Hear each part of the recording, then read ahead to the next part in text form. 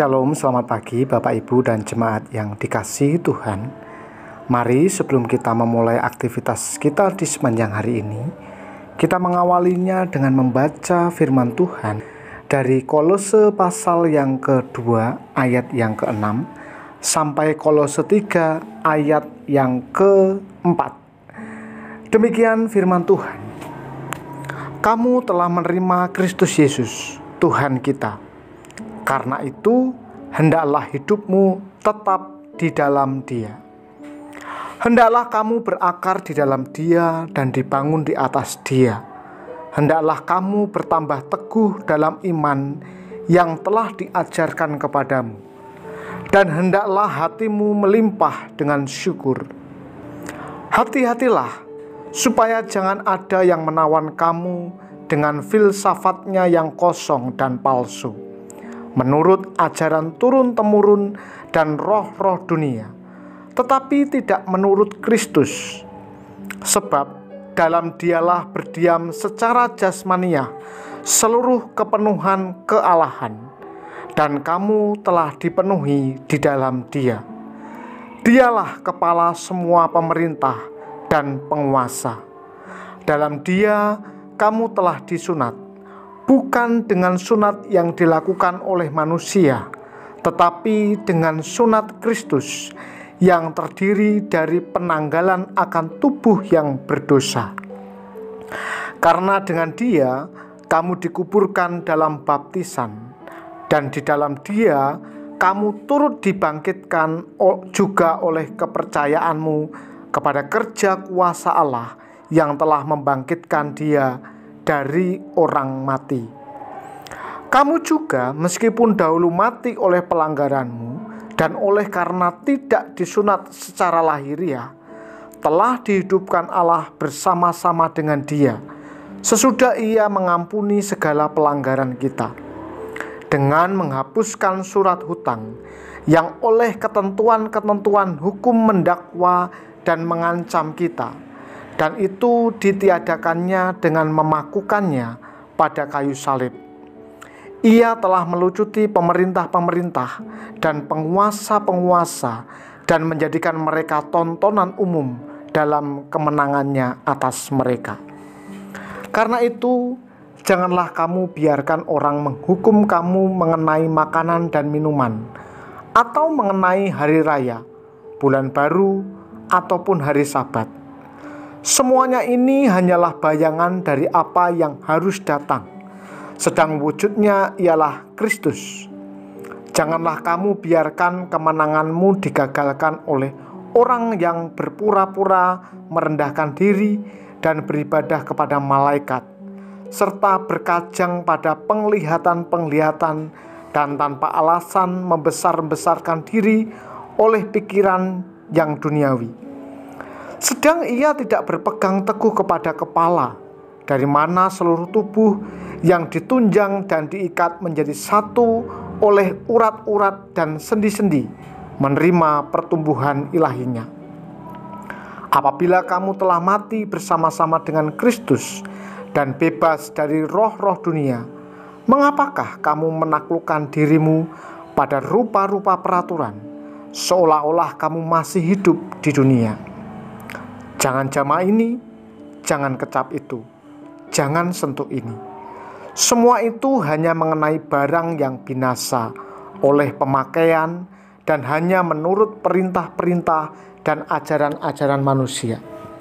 Peraturan-peraturan ini, walaupun nampaknya penuh hikmat dengan ibadah buatan sendiri, seperti merendahkan diri, menyiksa diri, tidak ada gunanya selain untuk memuaskan hidup duniawi. Karena itu, kalau kamu dibangkitkan bersama dengan Kristus, carilah perkara yang di atas, di mana Kristus ada, duduk di sebelah kanan Allah. Pikirkanlah perkara yang di atas, bukan yang di bumi. Sebab kamu telah mati dan hidupmu tersembunyi bersama dengan Kristus di dalam Allah. Apabila Kristus yang adalah hidup kita menyatakan diri kelak, kamu pun akan menyatakan diri bersama dengan Dia dalam kemuliaan. Jemaat yang terkasih di dalam nama Tuhan, menerima Yesus Kristus sama artinya dengan percaya bahwa Yesus telah mati untuk menebus dosa dan bangkit untuk memberi hidup yang kekal kepada kita. Kita menerima karya Yesus itu dengan iman, yaitu kemauan untuk mempercayakan pengampunan dosa kita hanya kepada karya keselamatan yang dikerjakan oleh Yesus Kristus. Kita tidak lagi mengandalkan keselamatan kita pada segala perbuatan dan amal ibadah menurut pikiran atau versi kita sendiri. Nah, sebagai jemaat yang sudah menerima Kristus, jemaat Kolose harus memiliki hidup yang tetap di dalam Yesus Kristus. Artinya, mereka tidak boleh memiliki kepercayaan yang ada di luar Kristus. Jemaat Kolose harus menjadikan Yesus sebagai Tuhan dan Juru Selamat mereka selama-lamanya. Hidup mereka maupun hidup kita semua, baik di dunia maupun di dalam kekekalan, harus diserahkan kepada Yesus Sang Pemilik hidup, karena Dialah yang memiliki dan memberi hidup kita. Rasul Paulus memakai gambaran pohon yang memakai akar untuk mencari makanan dari dalam tanah. Demikian pula, hidup kita harus berakar di dalam Kristus Yesus. Artinya, Yesus adalah sumber utama kehidupan kita, dari mana kita memperoleh makanan, baik bagi tubuh maupun bagi kerohanian kita. Selain itu, Yesus juga digambarkan seperti sebuah batu fondasi yang menjadi tumpuan dari sebuah bangunan. Artinya, sebagai orang percaya, kita harus mendasarkan hidup kita di atas Yesus Kristus. Setiap keputusan dalam hidup, perilaku, dan cara berpikir kita harus sesuai dengan Kristus, karena Dia adalah dasar hidup kita. Jika kita dengan setia selalu mencari makanan hidup kita dari Yesus, maka niscaya iman kita pun akan semakin kokoh. Dan jika kita dengan setia membangun kehidupan kita di atas dasar Yesus Kristus, maka Alkitab mengatakan bahwa hidup kita pun akan penuh dengan ucapan syukur. Nah, Bapak Ibu, nasihat Rasul Paulus ini berguna bagi jemaat Kolose saat mereka sedang terancam oleh ajaran sesat atau ajaran palsu. Dan bagi kita saat ini pun, nasihat Rasul Paulus ini penting untuk dipegang, karena Yesuslah sumber hidup kita dan dasar bagi kehidupan kita. Kita diajak untuk terus hidup di dalam Kristus, terarah kepada Kristus, beriman kepada Kristus, dan berpengharapan hanya kepada Kristus Yesus. Mari kita berdoa. Bapa di surga, kami mengucap syukur untuk firman-Mu yang terus mengingatkan kami agar kami tetap tinggal di dalam Tuhan, meskipun ada banyak sekali hal yang membuat kami terkadang merasa sulit menghadapi kehidupan ini. Kami kadang-kala merasa berat menjalani kehidupan ini. Tetapi ketika kami menjadikan Engkau sebagai pusat kehidupan kami, bahkan hidup kami didasarkan pada kebenaran firman-Mu, maka kami kuat dan iman kami akan bertumbuh di dalam Tuhan. Itulah iman dan keyakinan kami di dalam Kristus. Kami mengucap syukur untuk pagi ini. Kami bangun dalam keadaan yang sehat. Kami diberkati Tuhan. Kami boleh menyapa dan melihat anggota keluarga kami pagi ini dengan penuh penyertaan Tuhan. Sepanjang malam yang penuh dengan misteri, Tuhan memberkati kami.